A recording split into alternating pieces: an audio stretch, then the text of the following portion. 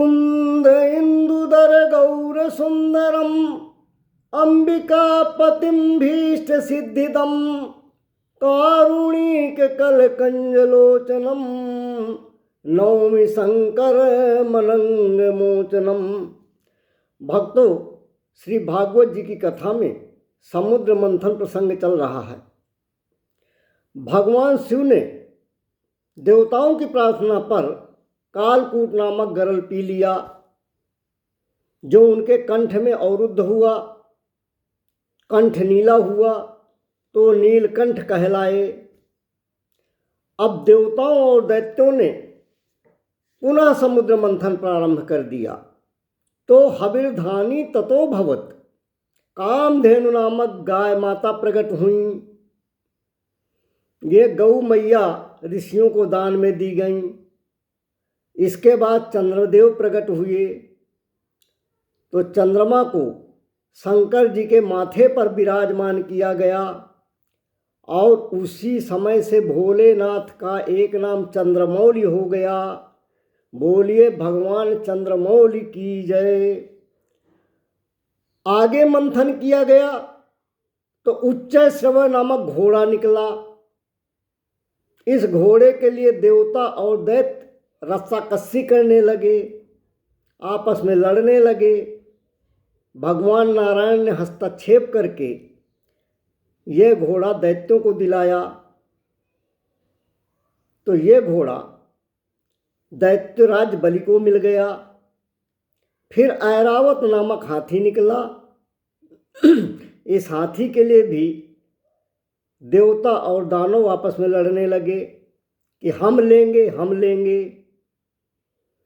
भगवान ने कहा कि जब घोड़ा दैत्यों को मिला है तो हाथी देवताओं को दिया जाए। इस प्रकार से ऐरावत हाथी इंद्र को प्राप्त हुआ। आगे मंथन किया गया तो कौस्तुभ नामक सुंदर मणि चमचमाती हुई निकली। यह मणि भगवान श्री नारायण के कंठ में सुशोभित हुई। तत्पश्चात रंबादिक अप्सराएं निकली। इनको स्वर्गलोक भेजा गया कि जो भी इंद्र रहेगा, स्वर्ग में जो भी इंद्र कभी भी होंगे, उन इंद्र की सभा की शोभा ये अप्सराएं बढ़ाएंगी। फिर पारिजात नामक वृक्ष निकला। इसको भी स्वर्गलोक में स्थापित किया गया। अब आगे क्या निकला? ततश्चाविर्भूत साक्षात्सौ रमा भगवत्परा रंजयन्ती दिशा कांत्या विद्युत सौदामिनी यथा। अब आगे जब समुद्र मंथन फिर से प्रारंभ हुआ तो जैसे नीले आसमान में बिजली चमक जाती है, ऐसे ही समुद्र की जलराशि के बीच से भगवती माता श्री लक्ष्मी जी प्रकट हो गईं। माता लक्ष्मी जी की रूप माधुरी देखकर देव, दानव, संत, मुनि, बैरागी सभी मुग्ध हो गए। भगवान विचार करते हैं कि दुनिया के सारे झगड़े तो इन्हीं लक्ष्मी जी के कारण होते हैं। कहीं ऐसा भी न हो कि इनके लिए यहीं झगड़ा शुरू हो जाए। तो नारायण बोले कि ये देवी जी किसकी होंगी? इसका निर्णय देवी जी स्वयं करेंगी कि ये किनकी होना चाहते हैं। ये जिसको चुनना चाहेंगी उसको वरमाला पहना देंगी।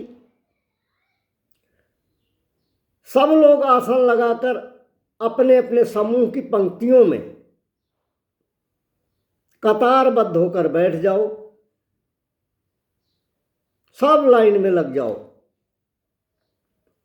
अब लक्ष्मी जी के हाथ में वरमाला दे दी गई।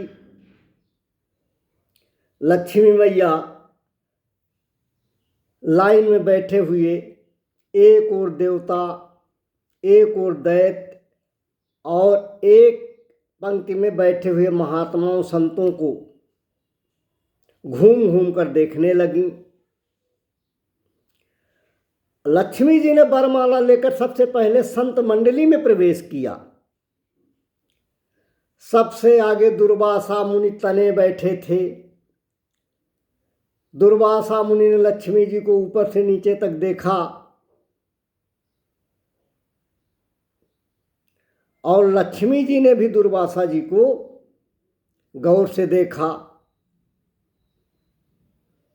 लक्ष्मी जी ने विचार किया कि यह हैं तो बहुत अच्छे महात्मा, प्रियदर्शी भी हैं, ज्ञानी भी हैं, भगवत भक्त भी हैं, किंतु इनके नाक में सदैव गुस्सा रहती है। इनसे विवाह करने का मतलब है कि इनके गुस्से का कभी भी शिकार होना पड़ सकता है। ये गुस्से में बहुत जल्दी श्राप दे देते हैं। इसलिए इनके गुस्से और श्राप से बचने का एक ही उपाय है कि इनसे विवाह न किया जाए। लक्ष्मी जी आगे बढ़ गईं। अब लक्ष्मी जी घूमते घूमते हर संत, महात्मा, देवता, दानव सबकी लाइनों में घूमी, किंतु सब में कोई न कोई कमी निकली। लक्ष्मी जी ने सब में कोई न कोई दोष पाया। आगे बढ़ी तो भगवान भूत बामन भोलेनाथ बैठे थे। लक्ष्मी मैया ने सोचा कि हैं तो ये भोलेनाथ अवघड़दानी हैं, बहुत उदार भी हैं, कृपालु दयालु भी हैं, तुरंत प्रसन्न भी होते हैं, सबको प्रसन्न भी रखते हैं, किंतु इनमें भी एक दोष है। क्या दोष है? लक्ष्मी जी मन में सोचती हैं कि इनका थोड़ा बेश अमंगल है। ये सदैव चिता भस्म का पाउडर लपेटे रहते हैं, सदैव बिना कपड़ों के रहते हैं, श्मशान में घूमते रहते हैं, इन्होंने कोई भवन नहीं बनाया है, सर्प लपेटे रहते हैं, इनका स्वरूप मंगलमय नहीं है। इनका चित्त चरित्र तो बड़ा मंगलमय है, किंतु विवाह के समय लोग वर को देखते हैं और वर में रूप देखते हैं, तो इनका रूप थोड़ा अमंगल है। इसलिए लक्ष्मी जी आगे बढ़ गईं। आगे बढ़ी तो नारायण जी बैठे हैं। उनका स्वरूप देखकर लक्ष्मी जी मुग्ध हो गईं। लक्ष्मी जी ने विचार किया कि ये हर दृष्टिकोण से मंगलमय है।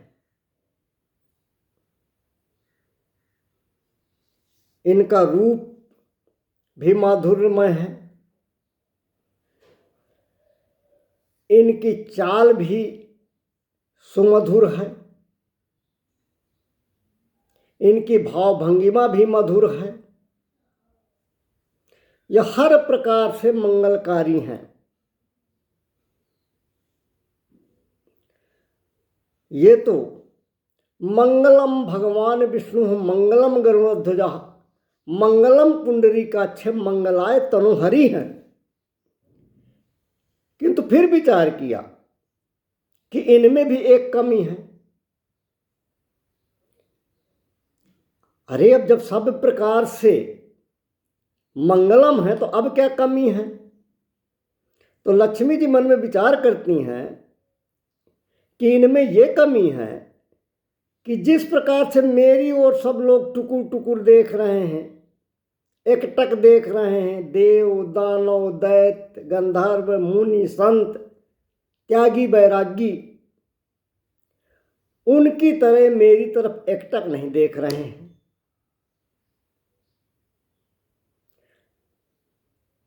यह एक कमी है।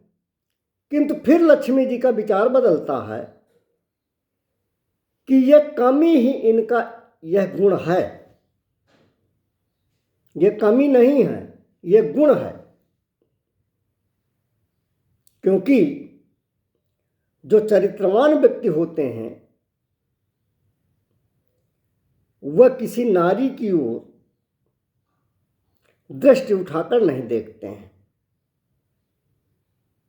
इसलिए यह इनका बहुत अच्छा गुण है। और यह विचार करके लक्ष्मी जी भगवान के गले में वरमाला पहना देती हैं। बोलिए लक्ष्मी नारायण भगवान की जय। शेष कथा आगे कहने का प्रयास करेंगे। बोलिए श्री सीतारामचंद्र महाराज की जय।